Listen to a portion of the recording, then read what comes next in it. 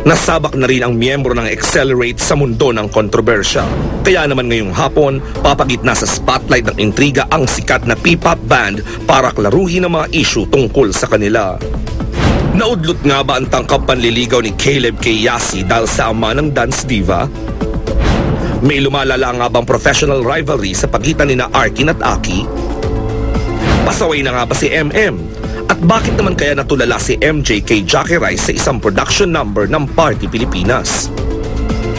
At ang pinakamainit na issue, magsosolo na raw sina Aki at AJ kaya madidisband na ang Accelerate. Sa gitna ng maiinit na isyong yan, sina MM, MJ, Caleb, Arkin, Carlo at Kiko kakanta na. At ang kanilang mga revelasyon, dito nyo lang maririnig sa pinaka-controversial na lie detector test on television. Don't Lie to Me, Reloaded. Gusto ka na mag-deny? Pag tumiiting ka, yes or no lang ang sagot, pero huli-huli ka. Shake it, shake it, shake it sweet. Roll your head down to your feet. Gusto ka na wag ka na mag-deny. Pag tinanong, don't tell a lie. Salamat, palapakan naman natin ang Snaps Dancers! Tuwan-tuwa na naman sila! At nahawakan na naman nila ang aking katawan! Nakakaloka! Siyempre mga kapuso, this is it, pwesto na! Nandito na ang fans na Accelerate! In fairness sa fans na Accelerate, mga kapuso, hindi po sila namamaos. Sila lang po ang natatanging fans club na hindi na mamaos sa kakatili. Kahit tanungin mo mga pangalan, sumisigaw. Eh, hindi ko lang po sila masisisi dahil napakagwapo naman ang mga members ng P-pop sensation na Accelerate. Andito na si MM, MJ, Kiko, Caleb, Carlo at Arkin. Ayan po sila at nakapwesto na ho, nako. At nandito na rin po. Asa na ba siya? Ayun. Nasa gawing kanan ko po, kaliwa ko po, ang gwapong-gwapong si Inspector Miranda.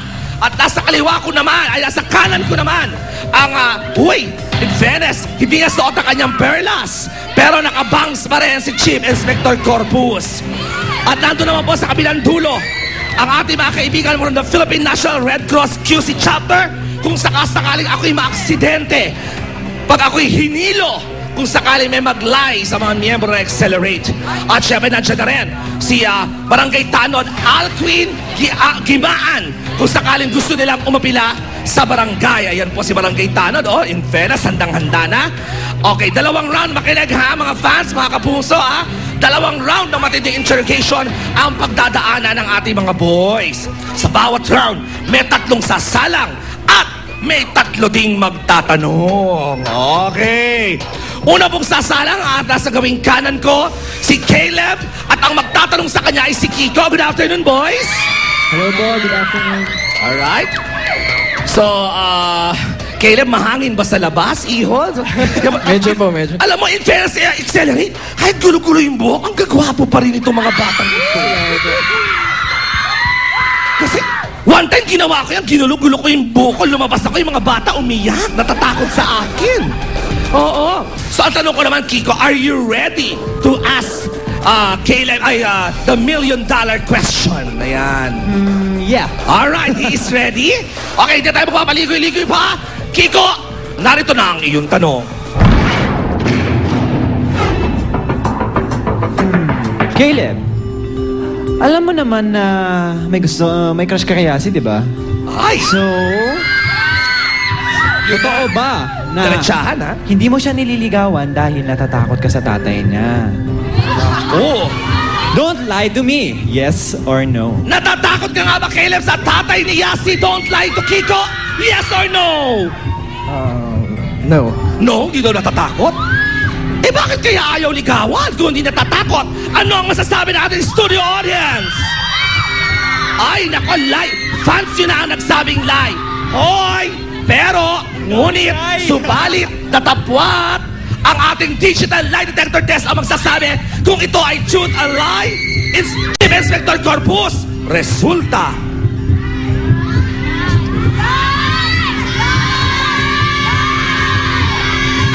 Gusto ka na mag-deny? Gusto ka na mag-deny?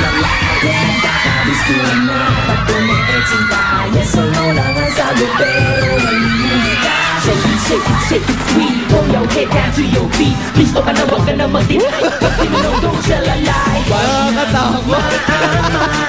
Parang nakakamatay yun ah. Chika, dahil nakalay detector ka, huli-huli ka. Hoy, sandali lang. Ako nakakaloka. Mutik na akong mamatay. Mga walang ya kayo. Ano nangyari dito? Senaryos? Bakit? Akala ko ba umiikot lang ito na silya? Flying saucer ba to? Diyos ko, mutik nakita niyo ba? Lumipad ako? Nakakaloka. Gusto niyo talaga akong patayin? Gusto niyo akong patayin, ano? Sandali lang.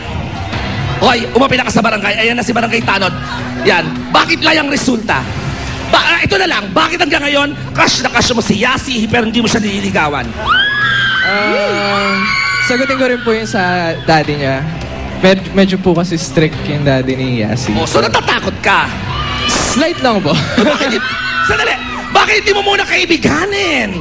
Di ba ganun yun? Kakaibiganin mo muna yung tatay. Parang, di ba? Diyos ko. Kaibigan naman po kami ni Yasi din.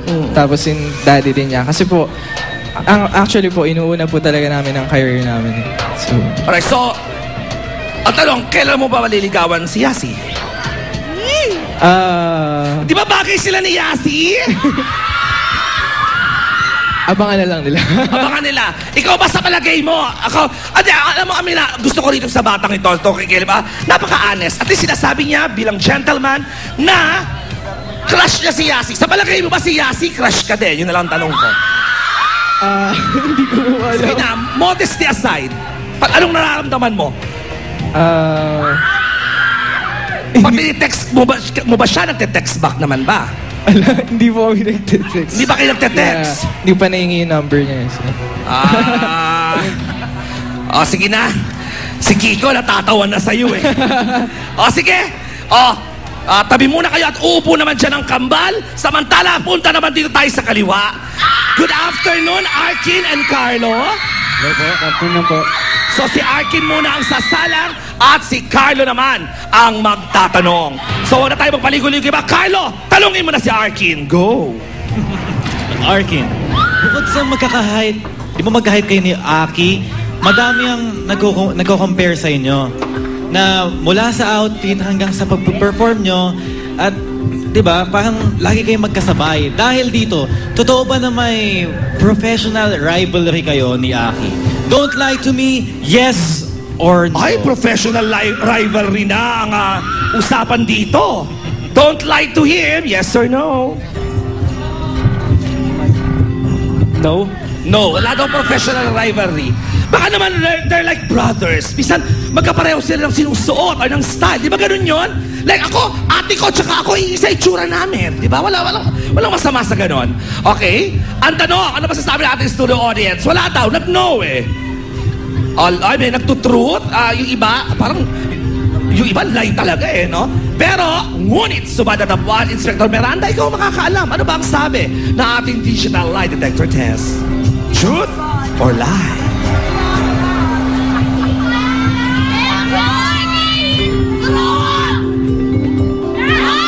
Ay, truth! Alright. So, yun na lang ang tanong ko. Bakit nga ba, minsan daw magkapareho kayo ng damit? Opo kasi sa damit, minsan Naghihiraman ba kayo? Ano? Isa ba stylist nyo? Ano?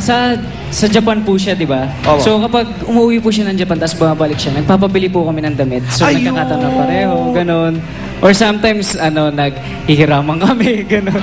Sorry, kasi ang balita ko talaga, no? Naku, mga kaibigan ko, mga manager ito, di ba sa Viva Artist kayo, Apo, agency kayo? Viva po. Talaga ito palang Accelerate, mga kapuso, talagang mga kakabarkada sila. Hindi katulong ibang mga grupo na showbiz lang. Itong Accelerate talagang on and off camera, sa stage, backstage, close talaga sila. Yes. Alright. Sige ha. Naku, mamaya magpapalit kayo. Samantala, balik tayo sa gawing kanan. Nandito na ang pinaka-controversial na kambal on Philippine television ngayon. Si MM at si MJ. At ngayon ang unang sasalang si MJ. At ang magtatanong sa kanya ang kakambal niyang si MM. Alright, MM, itanong mo na. Makakabawi na rin ako. Sa isang episode ng Party Pilipinas, Ay, narinig ko to, alam ko to. maraming nakapansin na fans at viewers na napatulala ka, napanganga habang nagpe-perform si Jackie Ay, Rice. nakakaloka. Ang Talungin mo tanong, na, talungin mo na agad-agad. may secret crush ka ba kay Jackie? Don't lie to me. Kapatid mo ako, yes or no? Sagot! No. No? Walang crush pero natulala? Lie. Nakakaloka tong batang to. Pero ano masasabi ng studio audience? Oy, pero may mga nagtutruth din. Kaya naman, ang makakasagot at makakasabi ng katotohanan ng ating digital lie detector test, Chief Inspector Corpus, resulta.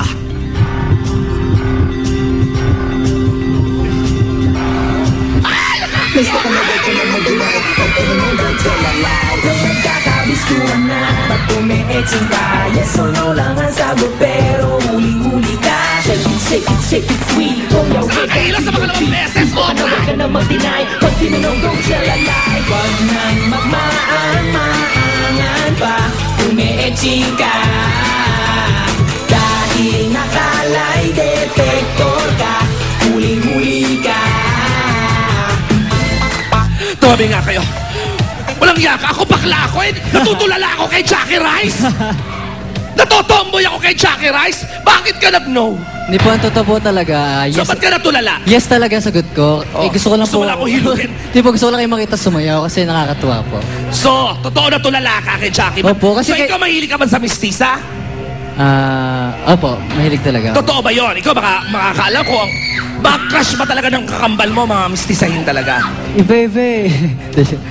Mistisa po. Talaga? Alam ba ni Jackie Rice na crush mo siya? Sana nga po eh. Crush lang naman, wala namang masama. Miss Jackie, kung nanonood ka ngayon, crush kita. Yan ang gusto ko sa'yo, bata. Very honest, yan ang uso ngayon. Si Aljur kaya alam na. Oo, in fairness. Ay, nako, kaya dapat tutukan mo yung sisid, malapit na. Kaya sexy daw ni Jackie Rice, lumalangoy-langoy na ganyan. Nakakaloka.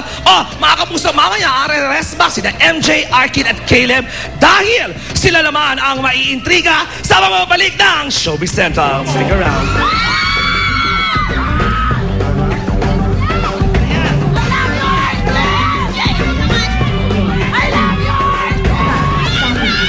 Kinasuhan ni Jeneline, nakalaya na.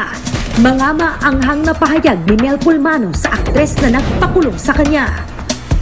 Importante siguro tanggapin mo yung pagkatalo.